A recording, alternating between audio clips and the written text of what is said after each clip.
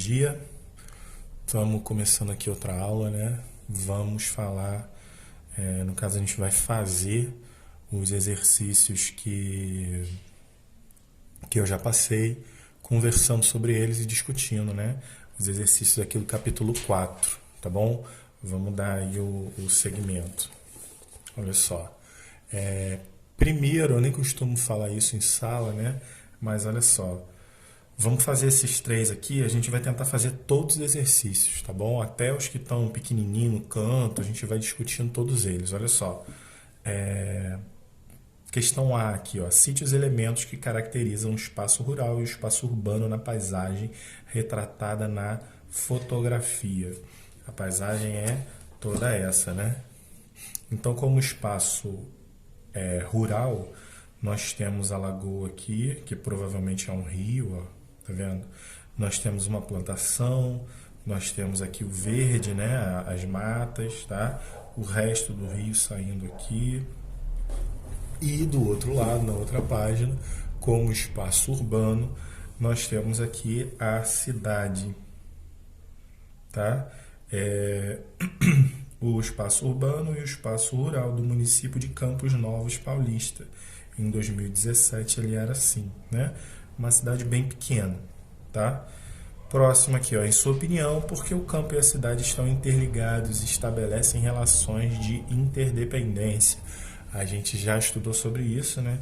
Porque a cidade depende dos produtos que o campo produz, produtos agropecuários, né?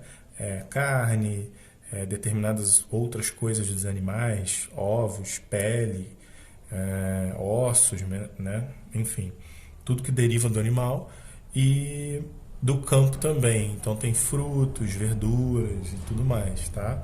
E o campo depende da cidade por causa das questões de tecnologia, por exemplo, né? O desenvolvimento tecnológico que acontece nas cidades, o campo pode se aproveitar, tá bom? Trazendo máquinas, né? Entre outras coisas. Questão C. Converse com os colegas sobre os problemas ambientais que ocorrem ou podem ocorrer no município onde vivem. Eu acho que o problema ambiental aí mais claro é a poluição do Rio São João, né? O crescimento da cidade sobre o espaço verde aqui do município também, não só do município de Casimiro e Barra de São João, mas também para quem mora em Rio das Ostras, para quem mora em Unamar, né? Tamoios também, tá? Esse crescimento da mancha urbana, né? Que é o espaço rural. Esse crescimento da mancha urbana, pegando a parte verde, é um problema também, né? É um tipo de problema ambiental que pode acontecer. Desmatamento, né? Entre outras coisas, tá? Vamos lá. Aí aqui nós vamos ter essa relação, né, do campo e da cidade. O livro começa a falar sobre o espaço rural, falando sobre as características do espaço rural e do espaço rural do pequeno empreendedor e do grande empreendedor. A gente já falou isso nas outras aulas, né? O livro fala um pouco também sobre a questão do êxodo rural, que significa a saída, né, das pessoas, vamos dizer assim, da população rural indo para a cidade, ou vice-versa, mas o outro não costuma acontecer muito. Aí aqui continua falando, né, dessa estrutura e de como o Brasil divide a terra produtiva que ele tem e até mesmo que parte da terra não é produtiva e, enfim, isso é um problema. Aqui a gente vai falar da concentração e de conflitos de terra, né, por causa de demarcação de terra, delimitações, questões mal resolvidas em relação à documentação, enfim, muitas questões relacionadas a isso, e a reforma agrária, né? Aí está aqui, ó, questão 2. Onde é que está essa questão, gente? Deve estar mais para trás. Vamos ver. Aqui, ó. Questão 1. Desculpa, pulei. Ó, de acordo com a manchete, as áreas rurais do Brasil estão distribuídas igualmente entre as propriedades agrícolas, né? Olha só, menos de 1% das propriedades agrícolas detém quase metade da área rural do país. Logo, essas áreas agrícolas não estão distribuídas de forma igual, né? A gente tem uma pequena parcela da população, 1% da população, tá? Tendo mais da metade da área agrícola, né? Então, claramente, isso aí já não está certinho, tá bom? Essa foi a primeira questão. A segunda questão é essa aqui, ó. De acordo com o mapa, no ano de 2016, qual foi o número de conflitos pela terra no estado que você vive? Rio de Janeiro, Rio de Janeiro teve muito pouco, né? Teve 6 conflitos somente, tá? Às vezes vocês têm algum outro estado, de algum outro parente de vocês que vocês conhecem, algum estado que vocês vieram, lugar de onde vocês vieram, vocês podem ver aqui também, no ano de 2016, vocês podem ver aí também, tá bom? Ó, terceira questão. O seu estado está entre os que possuem maior ou menor número de conflitos? Menor, né? Bem pouquinho, ó. 6 somente, tá? Só perde para aqui e aqui, tá bom? Show! Ó, questão 4. Converse com seus colegas sobre notícias recentes relacionadas a esses conflitos em seu estado ou em outros estados brasileiros. O que eu sei, né, de conflito que vinha acontecendo muito era terras indígenas aqui, principalmente aqui no Mato Grosso, tá? Onde índios estão fazendo manifestações, né, falando sobre a terra deles e cobrando impostos, inclusive, para que as pessoas possam passar ali naquela terra ali que eles consideram deles, tá? Basicamente é isso.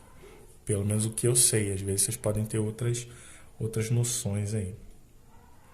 Ó, outras notícias, né? Questão 1 das atividades, gente, página 376. Observe as fotografias e depois responda as questões, tá? Aí a gente lê sempre a questão antes, ó. De que maneira as fotografias retratam a relação entre o campo e a cidade, tá? Bem simples, gente. Ó, primeiro, a gente tem aqui o campo, né? Plantando, tá? E possivelmente usando coisas aqui, ó, possivelmente não, usando coisas aqui que vêm da cidade, né? Como, por exemplo, cano de PVC, essa parte aqui que acho que é de plástico, né? Ou de lona, ou é de metal, não sei, não dá para ver direito, tá? Então, o campo usando as coisas da cidade, enquanto a moça aqui, ó, que provavelmente, aqui, ó, Feira Livre na cidade do Rio de Janeiro, que é da cidade do Rio de Janeiro, ou seja, da cidade grande, compra as hortaliças, né, as verduras que são produzidas no campo, tá? Então se torna bem claro aí. Com base nos exemplos das fotografias dessa página, descreva a relação que você consegue perceber entre o campo e a cidade no município onde você mora. Então, gente, eu não sei se todo mundo sabe, mas sábado de manhã nós temos uma feira, né, ali na Praça das Primaveras, ali a Praça do Centro. E nessa feira, os agricultores aqui da região levam seus produtos para serem vendidos ali, tá? Então tem mandioca, tem algumas frutas, mas são agricultores aqui da região. Então é uma relação interessante, né? 2. Leia a frase a seguir. O aumento da produtividade do campo é incentivado pelo uso de sementes selecionadas e de máquinas modernas, né? Então, ó, qual tipo de agricultura é retratada na afirmativa? A tradicional ou a moderna? Moderna. A gente está falando do uso de máquinas, ó, né? Então, logicamente, é a moderna. A questão da grande produção, né? O uso de grandes máquinas, colheitadeira, semeadeira, semeadora, né? Enfim, não sei. Mas a máquina para fazer o arado, máquina para jogar semente, máquina para colher os frutos, tá? Então tem uma série de máquinas. Ó, no Brasil, toda a produção agrícola ocorre da mesma maneira, como afirma a frase acima, e explique sua resposta. Não, né? No Brasil, a gente viu lá atrás que 70% da produção, ó, da merenda, por exemplo, e grande parte da produção que vai para a mesa da população, ela vem dos pequenos produtores e não dos grandes produtores, tá? Essa agricultura moderna, ela vai ser a agricultura dos grandes produtores, elas vão gerar uma grande produção, e não é o caso aqui, tá bom? Ó, continuando aí, ó. Deixa eu rabiscar aqui. Chamada do antiga. Olha só. Leia a manchete abaixo. Integrantes de movimentos rurais protestam em Maceió por reforma agrária, né? Que assunto está sendo tratado na manchete? É um movimento, né, protestando, pedindo alguma coisa sobre a terra, no caso aqui reforma agrária. Aí aqui tem uma resposta já pronta do livro, protestos por reforma agrária, tá? B. Explique com suas palavras como está organizada a estrutura fundiária do Brasil. Simples também, gente. Está organizado de forma muito desigual, né? Onde 1% dos donos, né, de propriedades tem 50% do espaço da produção. Então, isso é muito injusto, tá? Questão C. Em sua opinião, qual a importância de se promover a reforma agrária das terras brasileiras? Então, a importância, quando a gente fala de terras inférteis, né? Terras improdutivas, terras que não estão sendo produzidas, é importante a gente pensar num tipo de reforma agrária, porque essa reforma agrária pode trazer o alimento para pessoas que não têm, né? Para pessoas que vivem na linha da miséria ou abaixo da linha da miséria, tá? Então, é importante porque pode dar a possibilidade de algumas pessoas de ter terras para conseguir se alimentar, ok?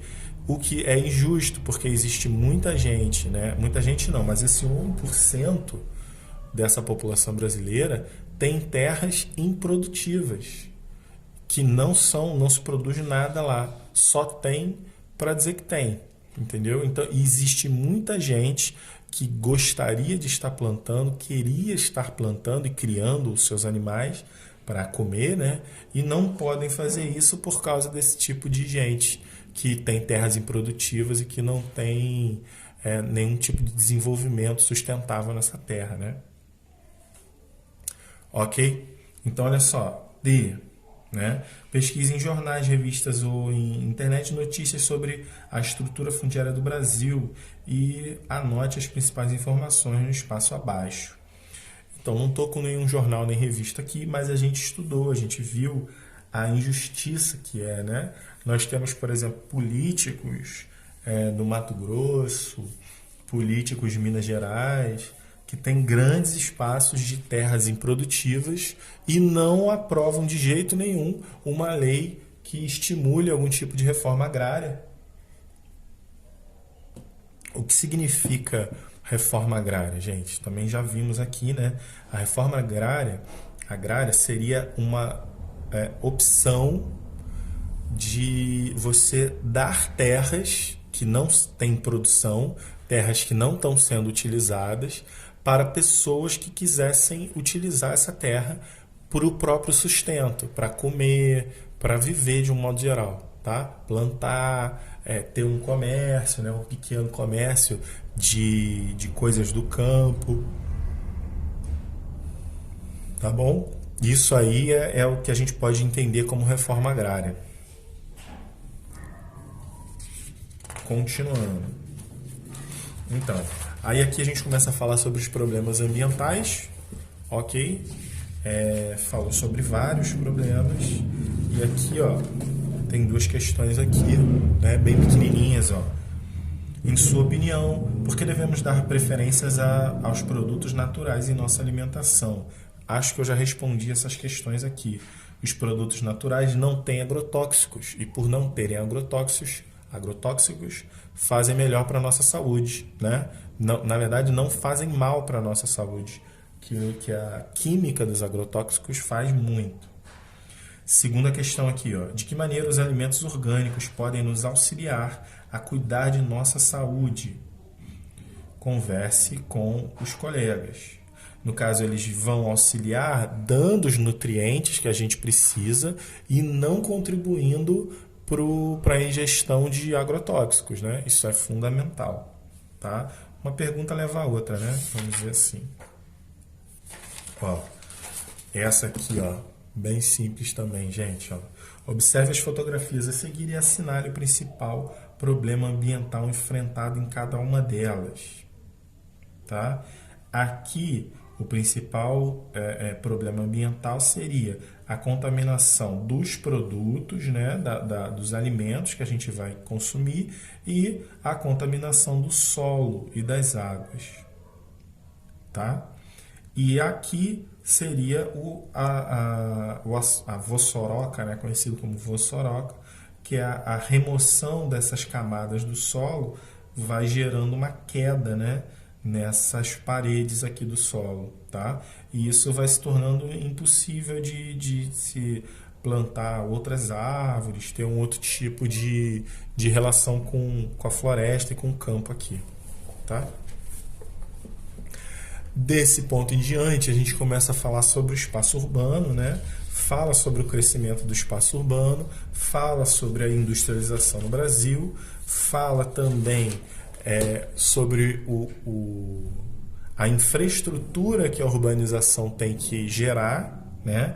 Porque a partir da urbanização nós vamos ter um movimento maior de pessoas e esse movimento vai precisar de uma série de infraestruturas aí do Estado, tá? Como educação, saúde, lazer para todo mundo, né? E tudo mais, tá? Aí a gente fala um pouco sobre como era o Brasil ao longo do século XX, né? 1940 a 1950, e o crescimento dessas indústrias ao longo desses anos aí. O surgimento também das regiões metropolitanas, né, que são grandes cidades que abastecem e são fundamentais para as cidades ao seu entorno, ou seja, à volta delas, né, como por exemplo aqui, ó, a gente está falando de Belo Horizonte, é a capital e é fundamental para as cidades em volta. Falei também sobre o crescimento das cidades e os problemas que o crescimento da cidade traz, né? Aí as questões ambientais relacionadas ao que o homem faz na cidade e aos problemas que o homem traz. E aqui começam as questões, tá? Vamos lá.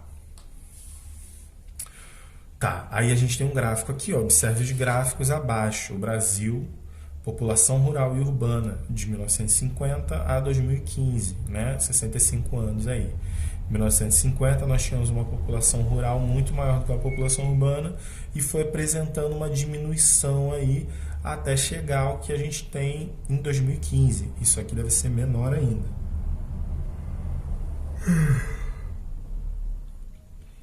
Tá, o que os gráficos acima representam? Representam que a porcentagem de brasileiros que viviam no campo diminuiu, enquanto a porcentagem de brasileiros que viviam na cidade aumentou muito. Tá? Primeira coisa, né? Segunda coisa aqui, ó, B. Qual era a porcentagem da população urbana em 1950? Aí é só você ver, em 1950 você vai ter 36%. Bem simples, né? Qual era a porcentagem da população urbana em 91? Em 91 a gente já tem, ó, mais que o dobro, tá vendo? Já tem 76, né? 76% aí dessa população urbana. D. De acordo com o que você estudou, o que impulsionou o aumento da população urbana mostrado nos gráficos? Então, tem várias questões aí. A busca pelas oportunidades na cidade, no meio urbano, a industrialização, né? As questões políticas que dão mais, fazem mais investimento e dão mais confiança para que a pessoa venha para o meio urbano, tá? A busca por emprego, né? Vão fazer com que essa população venha para cá, e o próprio crescimento das cidades. Conforme eu disse, existem mais pessoas na cidade, existindo mais pessoas, mais gente é feita. Tá? 2. Com suas palavras, explique a diferença entre metrópole e região metropolitana. Tá? Metrópoles são grandes cidades. Cidades gigantes, assim, densa, muita gente, né? Muito serviço industrial, tem vários tipos de elementos, de serviços, de indústrias, tá? Agora, regiões metropolitanas são blocos de cidades que normalmente tem uma ou algumas metrópoles, e tem outras cidades no entorno que dependem dessa metrópole. Isso se torna uma região metropolitana, tá? Essa dependência, né, se torna ali uma região metropolitana. Como exemplo, eu posso usar aqui, Belo Horizonte é uma metrópole, ok? Só que essa região em volta aqui, torna isso aqui tudo uma região metropolitana. Por quê? Tem uma cidade em volta e eles dependem dessa cidade em volta. Tá bom? Ok. Continuando, hein, gente? Sobre os problemas urbanos causados pelo crescimento desordenado das cidades, complete corretamente as frases com as palavras dos quadros abaixo. Aí nós temos encostas, saúde, desemprego, fundos, escola, ocupações irregulares, saneamento e esgoto. Tá? E o textinho aqui é assim, as frases no caso, né? Alguns serviços como atendimento à saúde e à educação se tornam insuficientes, pois a cidade não possui a quantidade necessária de postos de saúde e educação, né? Postos de saúde e escolas, tá? Saúde e escolas. Em algumas cidades, a falta de básico, né? Saneamento básico, como coleta e tratamento de esgoto. Cadê? Saneamento, esgoto. Tem causado a poluição das águas. A falta de planejamento urbano também favorece o grande número de ocupações irregulares e a construção de moradias em áreas impróprias para habitação, como as encostas. Ocupações irregulares e encostas, tá bom? Muitos trabalhadores não conseguem ser absorvidos pelas atividades econômicas em áreas urbanas, gerando altos índices de desemprego. E aí acabou. Ok? E aqui, observe a fotografia abaixo e responda as questões.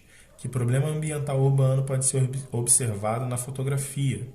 Nós temos o despejo de esgoto, nos rios. Isso aqui é um rio. Aqui nós temos uma vegetação que se formou por causa dessa água, né, no entorno.